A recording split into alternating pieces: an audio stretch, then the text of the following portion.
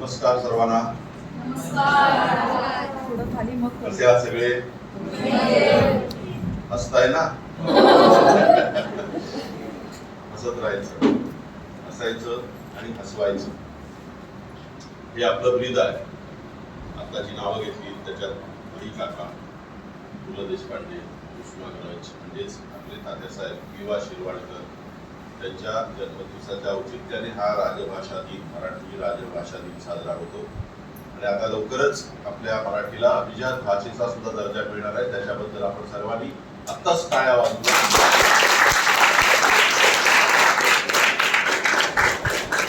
खूप छान इथे कार्यक्रम सादर केला. त्याच्या मागची तुमची मेहनत दिसते, कारण या मुलांकडून घडून येणं आणि उत्साहाने त्यांना कुठेही नाराज न करता त्यांच्याकडनं हे करायला लावणं हे फार आव्हान असतं. कारण की पण आता ज्या कार्यशाळा घेतो तेव्हा आमच्याकडे 7 वर्षापासूनची मुलं आहेत. त्यांना उत्साह असतो आधी, पण नंतर ती हळूहळू जशी मास्तर किती शिस्त दाखवायला लागल्यावर कोमेजत जातं. पण ते कोमेजून न देणं हीच कधी तर ती कला असते. आणि तुमचं खूप कौतुक, खूप छान सादर करत राहा. आणि मराठी ही मातृभाषा आहे, मदर टंग. आपल्या मातृभाषेची खूप गंमत आहे. मराठी ही अशी एकमेव भाषा या जगात असेल असं मला वाटतं, की एवढ्या बोली भाषा कदाचित फक्त मराठीमध्येच असू शकतात जगात. तुम्ही विचार करा, चांदा ते बांधा म्हणजे विदर्भापासून सिंधुदुर्गापर्यंत विविध बोली भाषा आहे ना. किती माहिती आहे तुम्हाला? कोणाला माहिती आहे? सांगा पटापट. बोली भाषा कुठल्या कुठल्या? मराठी भाषा आपली मुख्य भाषा. कोणाला येते का कुठली भाषा बोलायला? मालवणी कोणाला येतं? कोण म्हणतंय? ये इकडे. आपण ही भाषण नाही करणार आहे, आपण असंच बोलणार आहोत. गप्पा मारणार आहेत सर. येडो हैसर ये बोलान दाखव. तुका मालवणी येता? मास्क खाली कर. बोल. ये माईक वर ये. हैसर माईक थोडा येता. एवढंच येता. तुझं नाव काय आहे? सायना. खायना आलास तू? सायना. हैसरवरून हैसरीला. गाव घ्यायचं तुझं? श्रीवर्धन. श्रीवर्धनची थोडी वेगळी भाषा आहे, हो ना? तुला मालवणी छान येतं. येता मालवणी येता. संगमेश्वर येता. वैभव माने. आम्ही एक मालवणी डे नावाची मालिका केली होती. आता त्याचे युट्यूबवर सगळे एपिसोड आहेत, भाग आहे बघा. त्याच्यात आम्ही विविध भाषा, कोकणातल्या आगरी, संगमेश्वरी, मालवणी आणि पश्चिम महाराष्ट्रातली जी गोष्टी बोलली जाते, कोल्हापूर, सांगली, आणि विदर्भातली अशा भाषा. आणि सगळ्यात बस खूप छान असंच डेअरिंग करायचं आणि सादर करायचं. तुम्हाला भाषांची जर गंमत ऐकायची असेल किंवा शिकायची असेल तर पु ल देशपांड्यांचं म्हैस ऐका. तुम्ही ऐकले म्हैस? म्हैस युट्यूबर आहे. पु ल देशपांडेचं तुम्ही युट्यूबवर सगळं आहे ते ऐकलं तर तुम्हाला खूप भाषांचा अभ्यास होईल, खूप मजा येईल. आणि मी स्वतः जेव्हा मला कधी असं थोडंसं असं काय म्हणू त्याला, थोडंसं मराठी शब्द पटकन सापडत नाहीये, निराशा येते कधी. आपण जगत असताना अनेक घटना घडत असतात. आता या कोरोनाच्या 2 वर्षाच्या काळात खूपच सगळ्यांना एक निराशा आली होती. त्यावेळी मी पु ल देशपांडे ऐकत बसत असतो रोज. आणि त्याने माझ्या जगण्याची उर्मी वाढली की आपण छोट्या छोट्या गोष्टीने निराश होतो, हतबल होतो. पण जेव्हा अशा लोकांच्या, मोठ्या लोकांचं आपण साहित्य वाचतो, ऐकतो, कविता वाचतो. मुळात मला कविता वाचायला खूप आवडतात. माझ्या कविता लक्षात राहत नाही, पाठ होत नाही, पण मी वाचतो आणि त्या मोठ्याने वाचतो. मला त्याचा छंद आहे. तुम्हाला जर स्वतःचे उच्चार छान करायचे असतील तर कविता मोठ्याने वाचायच्या आणि ह्या मोठ्या कवींच्या कविता वाचायच्या. म्हणजे त्यांच्यात छान शब्द असतात, छान त्याला एक लय असते, छान अर्थ असतो. जसं त्यांनी फुलराणी सादर केलं, म्हणजे मास्क लावल्यामुळे पटकन कळत नाही. फुलराणी मागे गेली. फुलराणी नाटक मी दिग्दर्शित केलं होतं, हेमांगी कवीने त्याच्यात काम केलं होतं. खूप मजा आली. हेमांगीचं पण युट्यूबवर आहे, बघा, नाटकही आहे युट्यूबवर. खूप छान केलं होतं डॉक्टर गिरीश ओक आणि हेमांगी, त्याच्यात त्याचं दिग्दर्शन मी केलं होतं. आता ती कविताच बघा, बालकवीची फुलराणी, ती गोड कविता आहे, खूप मोठी आहे, त्याच्या 4 ओळी म्हणतात. त्या कविता म्हणताना त्याची एक लय असते, त्याचा नाद असतो, तो आपण अनुभवला पाहिजे. तो निसर्गाचा नाद आहे. हिरवे हिरवे गार गालीचे, गालीचे नाही, गालीचे. गालीचे म्हणजे ह्या गालीचे, चे म्हणजे ह्या गालीचे, गालीचे म्हणजे गालीचा. आपण म्हणतो ना त्याला काय म्हणतो, कार्पेट, मराठीत कार्पेट. हिरवे हिरवे गार गालीचे हरित तृणांच्या मखमालीचे. त्या मखमाली हा शब्द उच्चारताना तो मखमालीचा आपल्याला असा स्पर्श झाल्यासारखं जाणवलं पाहिजे. हिरवे हिरवे गार गालीचे हरित तृणांच्या मखमालीचे, त्या सुंदर मखमाली वरती.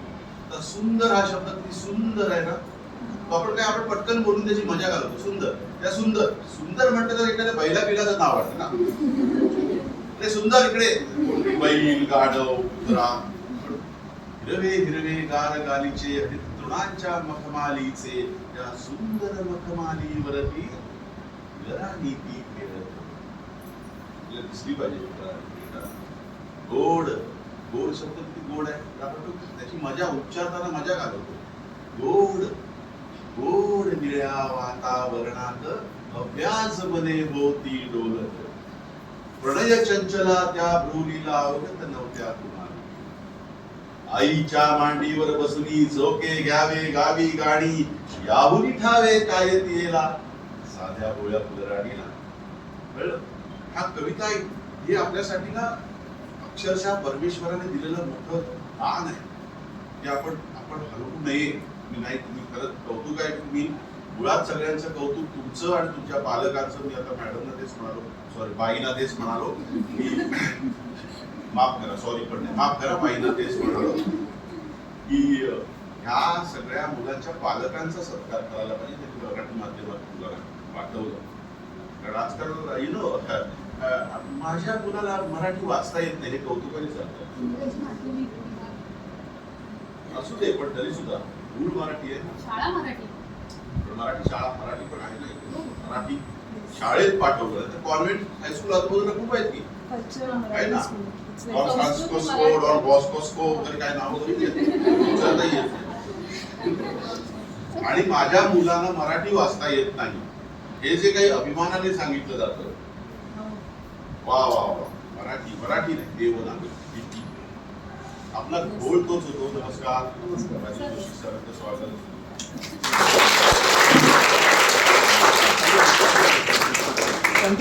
यांनी मला फसवलं, मुलाखत घेणार होतं.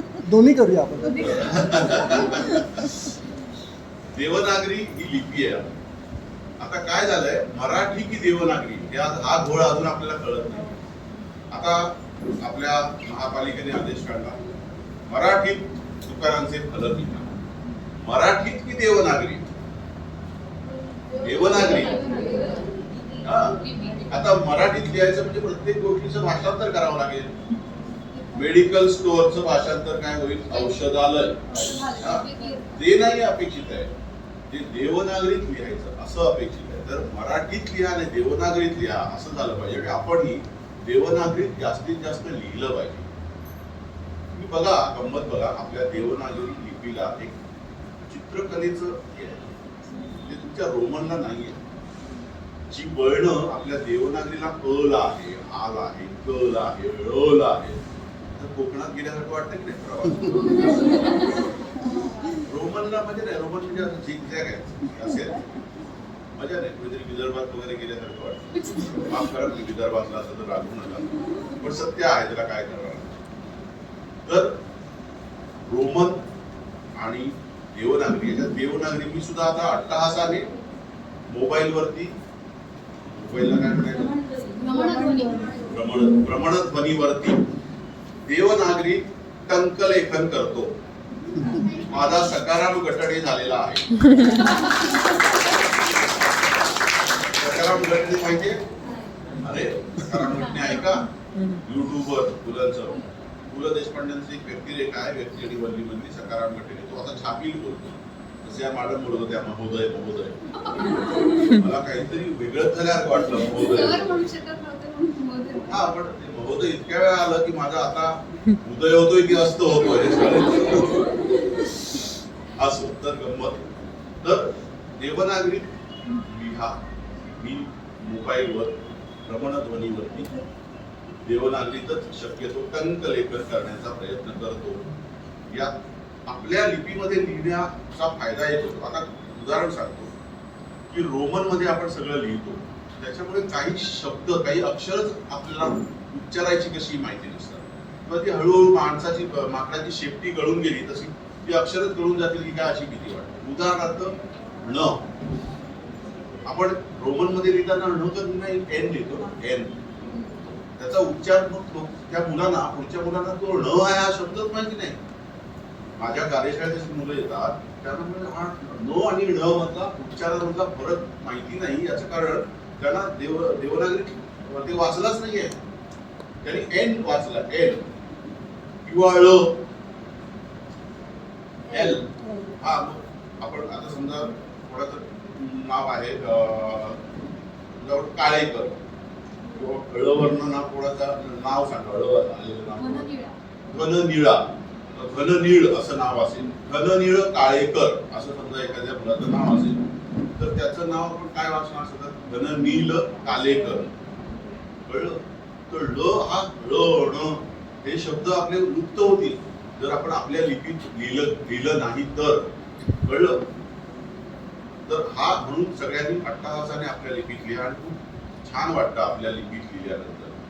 म्हणजे आपल्या आईने भरवल्यानंतर जो आनंद होतो, आईने आपल्या डोक्यावर हात ठेवल्यानंतर जो आनंद होतो, किंवा तुम्हाला सगळ्यांना कुठलं तरी गाव असेल त्या गावी गेल्यावर जो आनंद होतो, किंवा आपल्या गाईच्या पाठीवरून हात फिरवल्यावर, वासराच्या अंगावरून हात फिरवल्यावर जो आनंद मिळतो ना, तो आपल्या लिपीत लिहिल्यानंतर मिळतो. तुम्ही रोज 5 ओळी तरी आपल्या लिपीत म्हणजे देवनागरीत लिहा काही. मराठीत लिहा असं नाही. तुम्हाला वाटलं जर इंग्रजी काही लिहायचंय तरी सुद्धा तुम्ही देवनागरीत लिहू शकता ना. कळलं? आता तुम्हाला गंमत सांगतो, आमच्या क्षेत्रामध्ये विशेषतः हिंदी मालिकांमध्ये त्यांना हे वाचताच येत नाही, देवनागरी वाचताच येत नाही. त्यांना रोमन मध्ये संहिता लिहून द्यावी लागते, कारण त्यांना देवनागरी वाचायची सवयच नाही, त्यांना शिकवलंच नाही देवनागरी वाचायची. हळूहळू आपल्याला पण ते होईल आणि त्याच्यामुळे काय होतं ना, तुमचं हळूहळू आपला मेंदू सुद्धा संकुचित होत जातो. कारण तुम्ही देवनागरी जेव्हा वाचता तेव्हा तुम्ही चित्र बघत असता, त्या अक्षरांच्या वळणांबरोबर तुम्ही फिरत असता, तुमची नजर फिरत असते, जी तुम्ही रोमन वाचताना नाही होत. त्याच्यामुळे तुमच्या नजरेला आपोआप एक सौंदर्य दृष्टी येते. तुम्ही दाक्षिणात्य भाषा आपल्याला येत नाही, पण त्यांची तर अजूनच वळण आहे, तिथं अजून मजेशीर आहे. त्यांना आपण जिलब्या म्हणून चिडवतो, पण खरं तर त्याच्यात मजा आहे. आणि आज दाक्षिणात्य चित्रपट आज जगावर राज्य करतायत. याचं कारण हेच आहे की त्यांनी त्यांची भाषा, त्यांची संस्कृती सोडली नाही. त्यांनी दुसऱ्या कुणाची कॉपी केली नाही. कॉपीला काय म्हणायचं? नक्कल केली नाही. ते त्यांच्या मातीशी इमान राखून चित्रपट बनवतात. म्हणून आज हिंदी चित्रपट सृष्टीला सुद्धा त्यांनी खूप मागे कधीच टाकलंय आणि आज ते हॉलिवूडशी त्यांची आता स्पर्धा सुरू झालेली आहे. दाक्षिणात्य चित्रपटाची व्यावसायिक दृष्ट्या सुद्धा आणि कलात्मक दृष्ट्या सुद्धा, कारण ते त्यांच्या मातीशी इमान राखून काम करतात. त्याचे ते वेशभूषा सोडत नाही, त्याची केशभूषा सोडत नाही, त्याची भाषा सोडत नाही, त्याची खाद्य संस्कृती ते सोडत नाही. तिकडे जातील तिकडे. आज आपण मुंबईत सुद्धा बघा, आपण हे बघितलं तर त्याचीच हॉटेल्स आहेत. त्याची लुंगी घालायला त्याला लाज नाही वाटत, पण आपला लेंगा आपल्याला घालायला लाज वाटतो, धोतर घालायला लाज वाटतो. आपण नऊवारी तर कधीच म्हणजे आता फक्त या अशी वेशभूषा असेल किंवा असा कार्यक्रम असेल तेव्हा ती सुद्धा नेसवून घेतलेली असेल कुणाकडून तरी किंवा शिवलेली असेल. हो ना, शिवून आणली, शिवलेली आहे ना रेडीमेड.